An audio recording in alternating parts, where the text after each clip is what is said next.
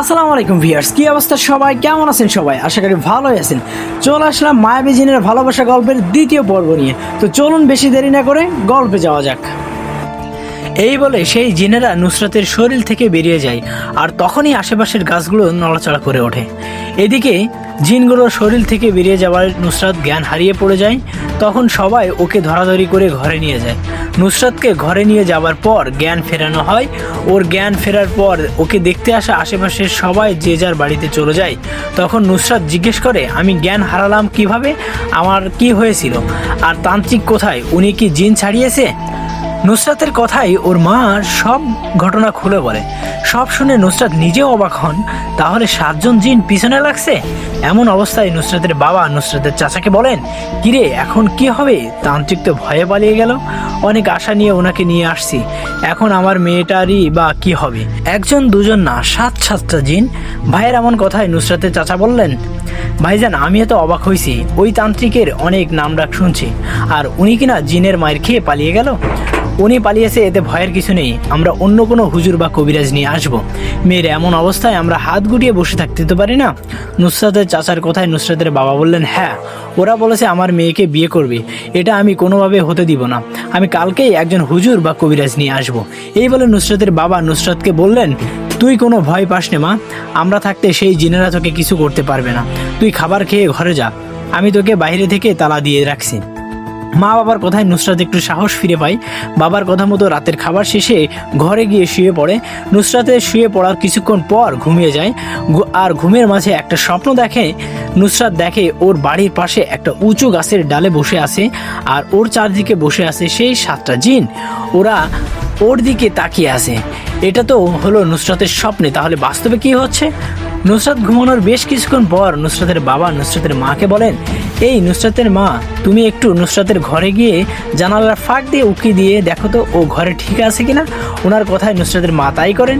জানালার ফাঁক দিয়ে উকি দিয়ে নুসরাতের ঘরে দেখেন নুসরাত ঘরে নেই।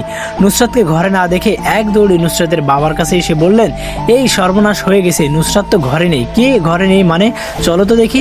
এই বলে দুজন নুসরাতের ঘরের জানালার সামনে এসে অবাক হয়ে গেলেন, কেননা বাহিরে থেকে দরজা তালা দেওয়া। তাহলে নুসরাত বের হলো কিভাবে? বিষয়টা শিওর হওয়ার জন্য তালা খুলে ভিতরে গেলেন। ভিতরে গিয়ে দেখলেন ঠিকই ঘরে কেউ নেই। নুসরাত ঘরে নেই দেখে নুসরাতের মা বাবা লাইট নিয়ে বেরিয়ে বড় গাছগুলোতে খুঁজতে লাগলেন। বেশ কিছুক্ষণ খোঁজার পর নুসরাতের মা বাবা নুসরাতকে একটা বড় গাছের ডালে বসে থাকতে দেখেন। ওকে দেখে নিচ থেকে ওর মা বাবা বলেন, নুসরাত মা, নুসরাত তুই এখানে কেন?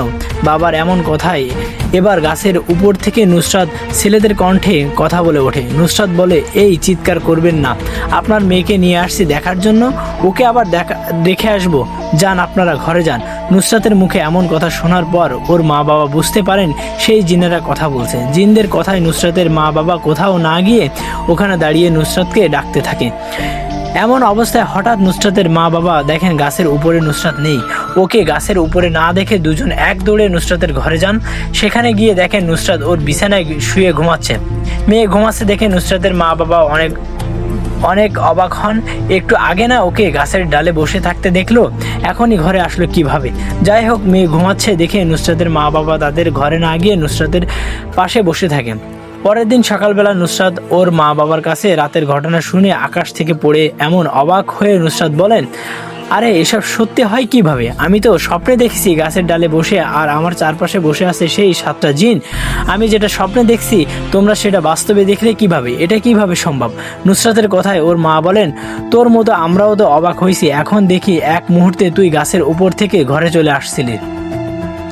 এদিকে তখন নুসরাতের বাবা বললেন, বড় কোনো ঝামেলা হবার আগেই এই জিনদের বিষয়ে এখনই দেখতে হবে। আমি একজন কবিরাজের খোঁজ পেয়েছি, উনি বলেছেন বিকেলে দেখা করতে।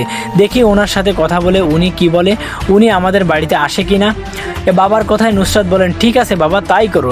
আসলে আমি বেহুশ অবস্থায় কোথায় যাই কি করি কিছু জানি না, তুমি আজকেই যেভাবে হোক কবিরাজকে নিয়ে আসবে। নুসরাতের কথায় ওর বাবা তাই করেন।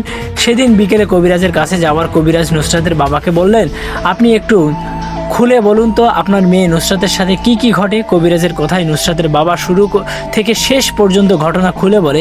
সব শুনে কবিরাজ বলেন, আপনি একটু অপেক্ষা করুন, আমি আমার সাথে থাকা জিনকে ওই সাত ভাই জিনদের বিষয়ে খোঁজ নিতে পাঠিয়েছি।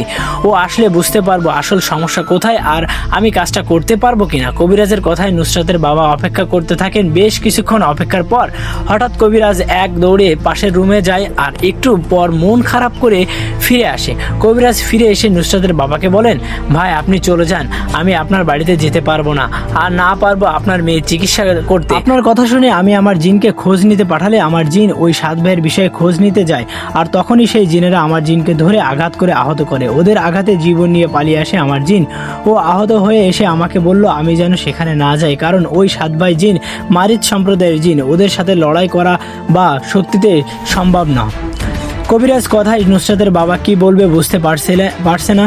উনি এখন কবিরাজকে অনেক অনুরোধ করতে থাকে কিছু একটা যেন ব্যবস্থা করে। ওনার অনেক অনুরোধ বা জোরাজোরিতে কবিরাজ বললেন, দেখুন আমি একজন কবিরাজ, আমি তো বুঝি আমার শক্তি কত দূর, আমি আসলে আপনার বাড়িতে যেতে ও কাজটা করতে পারবো না, কিন্তু আপনি যেহেতু অনুরোধ করছেন আমি আপনাকে আমার ওস্তাদ কবিরাজের ঠিকানা দিয়ে আপনি ওনাকে আমার কথা বললে যে আমি পাঠিয়েছি, আর ওনাকে আপনার সমস্যার কথা বলবেন। কথাটা বলে কবিরাজ ওনার ওস্তাদের ঠিকানা দেওয়ার নুসরাতের বাবা তখনই যান সেই বড় কবিরাজের কাছে। ওনার কাছে গিয়ে আগের ছোট কবিরাজের কথা বলেন। উনি বলে, কবিরাজ সাহেব আপনার ছাত্র আমাকে পাঠিয়েছে আপনার কাছে, এই বলে নুসরাতের বিষয়ে খুলে বলে। নুসরাতের বাবার কথাই সেই বড় কবিরাজ জানায়, আমি আপনার বাড়িতে গিয়ে কাজটা করব, যদি আমি কাজটা সম্পূর্ণভাবে বা পরিপূর্ণভাবে করতে পারি তাহলে আমাকে মোটা অঙ্কের টাকা দিতে হবে, আর কাজটা করতে না পারলে 1 টাকাও দিতে হবে না, আপনি কি রাজি? কবিরাজের কথায় নিজের মেয়ের কথা ভেবে নুসরাতের বাবা রাজি হন। উনি রাজি হওয়ার কবিরাজ তখনই নুসরাতের বাড়িতে আসেন। কবিরাজের আসার আগেই রাতের মতো এই রাতে অনেক মানুষের ভিড় জমে। তখন কবিরাজ নুসরাতকে ডাকে আর সামনে বসিয়ে সেই 7 জন জিনদের হাজির করার চেষ্টা করে, কিন্তু বেশ কিছুক্ষণ চেষ্টা করে সেই জিনদের হাজির করতে পারে না। এভাবে অনেক চেষ্টার পর কবিরাজ যখন ব্যর্থ হবে এমন একটা অবস্থায় সেই জিনগুলো নুসরাতের শরীরে হাজির হয়।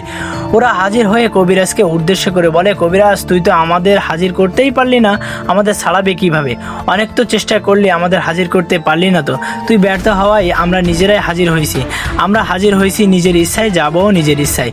ওদের কথায় কবিরাজ হাসতে হাসতে বলে, বোকার দল, তোরা আমার গোল বৃত্তের ভিতরে ঢুকে পড়েছিস, এখন আমি তোদের যেতে না দিলে যেতে পারবি না।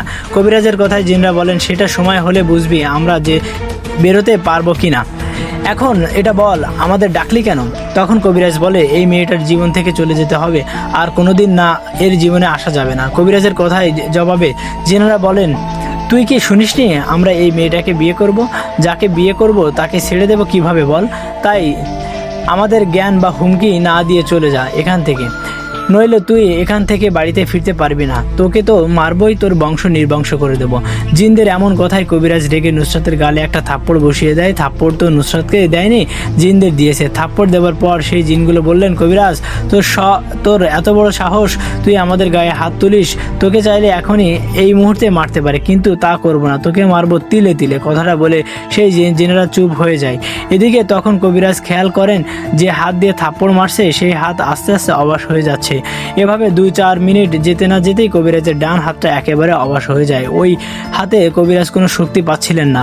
নিজের হাতের এমন অবস্থা দেখে কবিরাজ বুঝতে পারলেন যে কত বড় ভুল করেছে সে, আর কাদের হাতে এসে পড়েছে, বিপদ পড়েছে। বুঝতে পারে কবিরাজ সেই জিনদের কাছে মাফ চাইতে থাকে আর বলে, আমাকে শেষবারের মতো মাফ করে দিন, আমি এখনই চলে যাচ্ছি, আমার যা ক্ষতি করেছেন দয়া করে আমার বা আমার পরিবারে কিছু করবেন না। কথাটা বলে সেখানে থেকে চলে যায় কবিরাজ। কবিরাজ চলে যাবার পর নুসরাতের ভিতরে থাকা জিন সবাইকে উদ্দেশ্য করে বলে, চলে যান এখান থেকে সবাই, এরপর থেকে এই বাড়িতে কাউকে যেন আসতে না দেখি। সেই জিনদের কথায় ভয়ে সেখানে আসা সবাই যার যার বাড়িতে চলে যায়। তখন নুসরাতও বেহুশ হয়ে পড়ে যায়।